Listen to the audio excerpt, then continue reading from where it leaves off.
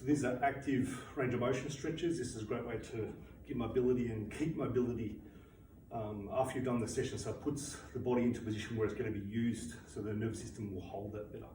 So your feet facing forward, about your hip width, one foot goes out the front, and you're bending from your hip as if you're going to reach towards the ground, come back up, heel, bend from the hip, reach towards the ground. As I come back up, I push through my heel, so that like the heel pushes my body up, so it gets the hemi working. So out, I bend this back leg, push through the heel, I'm bending from the hip, and then the back can round at a certain point, but we want to bend to a break from the hip first, like you're bowing.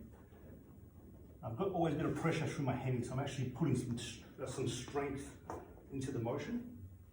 And we're going to do about 8 to 10.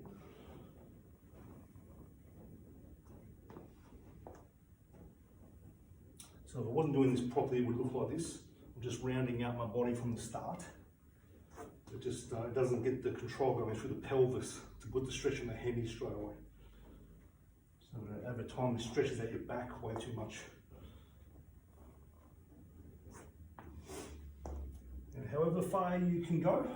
So I'm going to, at the moment, about 80 to 90% of how far I can go, like in terms of not being sort of fully warmed up yet.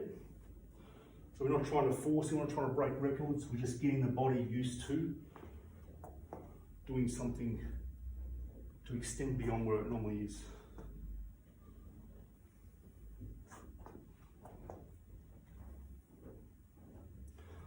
Good. Make your feet about shoulder width, your feet splayed out a little bit. Sense of screwing in the feet as if the feet were going to do this. There's a little bit of a screw force. And you're just doing some squats, whether your arms are in front of you or wherever they've got to be, can be crossed. So from the side, I'm doing this. And ultimately aiming to go down as far as you can. We want mobility, so we want to put strength and movement into places where the muscles are more on stretch.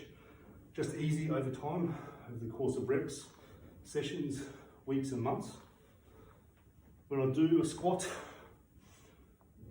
as soon as my hips go back, my knees go forward, like that. So what we don't want is just the knees go forward and the pelvis go forward. This is bad for the knees. Or the pelvis to go straight down even, because there's still just knees going forward. We want the pelvis to sit back first, to pull the femoral head into the socket. And as I do that, the knees will bend. So as much as my hips go back, my knees go forward. This gives me a really good squat. I'm aiming to keep my feet flat on the ground at this stage.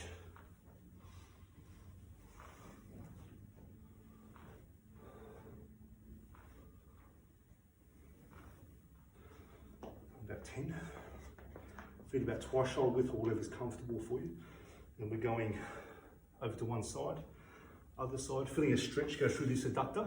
I use this adductor to pull me back across. I push with this leg, so I'm going to do a squat with this leg. I push back across, but also pull as if my leg was drawing in.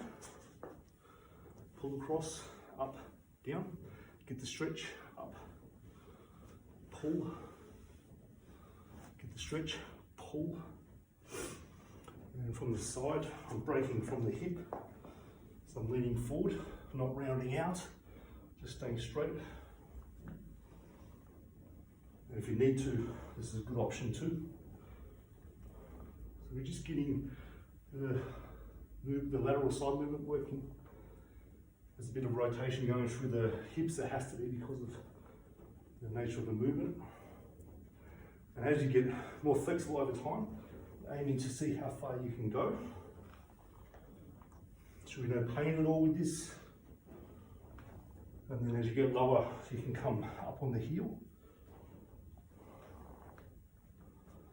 So I'm still using my hemi now to pull myself back across. So aiming to keep the tongue on the roof of the mouth, bringing that through the nose.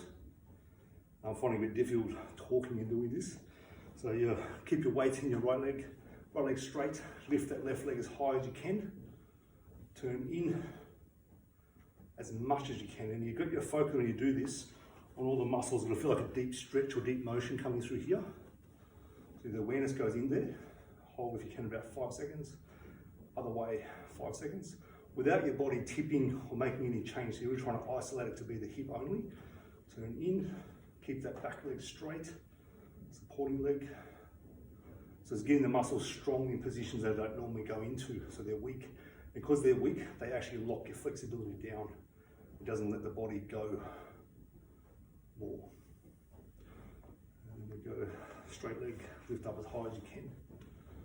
As you get stronger and more flexible, you can lift this up higher. Turn in.